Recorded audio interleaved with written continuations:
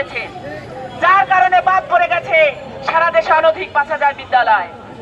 আপনারা জানেন কনসালটেশন কমিটির সুপারিশে একটি কথা উঠে এসেছে যে দেশে যে এই অনধিক 5,000 বিদ্যালয় আছে, এই বিদ্যালয়গুলি সকল শর্ত জাতীয়করণের পূরণ করা সত্ত্বেও এই বিদ্যালয়গুলোকে জাতীয়করণের আওতায় নিয়ে আসে নাই।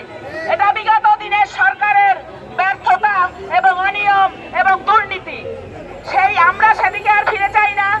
আমরা এখন বর্তমান সরকারের কাছে আশাবাদী এবং বিশ্বাস করি এই সরকার ছাত্র জনতার গণ অভ্যুত্থানে 24শে জুলাই আগস্টের যে ছাত্রদের গণ অভ্যুত্থানে এই দেশে যে সরকার গঠন করেছে সেখানে বৈষম্য থাকবে না, দেশ সংস্কার হবে।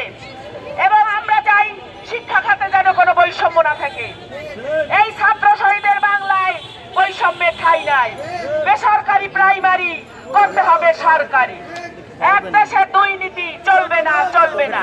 আমাদের এই বিদ্যালয়গুলি বিগত দিনে শিক্ষকগণ না খেয়ে অর্ধাহারে অনাহারে মানবতার জীবনযাপন করছে। আমাদের পরিবারগুলো, এই শিক্ষিত পরিবারগুলি বেঁচে আছে, কারো কাছে দুটি হাতও পাততে পারে না। সরকার কখনো আমাদেরকে কখনো ভাতা এবং অনুদানের ব্যবস্থা করে নাই। আপনারা জানেন করোনাকালীন সময় বিভিন্ন দুর্যোগ মোকাবেলায় ইউনিসেফ থেকে উপজেলা জেলা ইউনিয়নে অনেক কিছু আসে। আমরা সেসব জায়গায় আবেদন করলে আমাদের ঊর্ধ্বতন যারা কর্মকর্তাগণ তারা আমাদেরকে স্মারক সহ আবেদন করে না বিধায় আমরা সেখান থেকেও কোনো আর্থিক সহায়তা পাই নাই। এমন পর্যায়ে আমাদের এই কিছু শিক্ষক আছে তাদের ভিটে বাড়ি বিক্রি করে গাছতলায় রাজপথে অন্যের বাড়িতে আশ্রয় নিয়ে থাকে। এমন শিক্ষকও এই বাংলাদেশে আছে। তাহলে শিক্ষকদের যদি মর্যাদা না থাকে, শিক্ষক জাতি গঠন করে দেয়, শিক্ষা যদি জাতির মেরুদণ্ড হয়, তাহলে শিক্ষক শিক্ষার মেরুদণ্ড।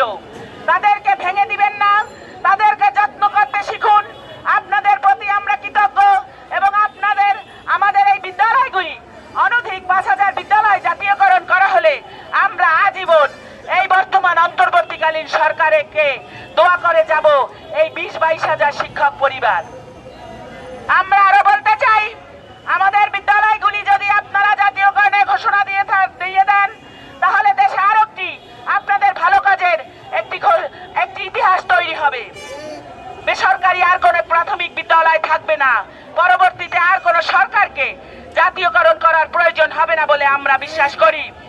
তাই আমাদের যোগ্য দাবি জাতীয়করণ বাস্তবায়ন, কনসালটেশন কমিটির সুপারিশের অনধিক 5,000 বিদ্যালয় অনতিবিলম্বে জাতীয়করণের ঘোষণা করা হোক। না হলে শিক্ষকগণ এই রাজপথ থেকে এইখানেই থাকবে, রাজপথ ছাড়বে না। আন্দোলন চলছে তো চলবে।